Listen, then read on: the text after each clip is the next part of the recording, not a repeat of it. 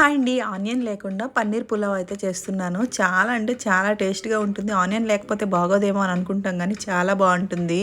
సింపుల్‌గా ఇలా కుక్కర్‌లో చేసుకోండి. చాలా అంటే చాలా బావుంటుంది. ఫస్ట్ అయితే కుక్కర్ పెట్టుకొని ఆయిల్ వేసుకొని ఆయిల్ హీట్ ఎక్కిన తర్వాత కొంచెం జీలకర్ర, క్యారెట్, పచ్చిమిర్చి, బీన్స్ వేసుకోవాలి.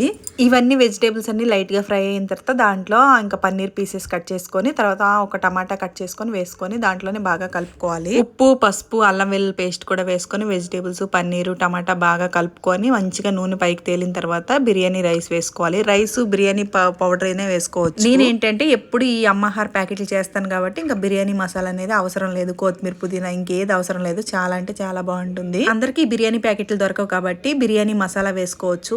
రైస్ వేసుకున్న తర్వాత మసాలా వేసుకొని తగినన్ని వాటర్ పోసుకొని కుక్కర్ మూత పెట్టేసి ఒక 2 విజిల్స్ వచ్చిన తర్వాత కుక్కర్ బంద్ చేసేయాలి.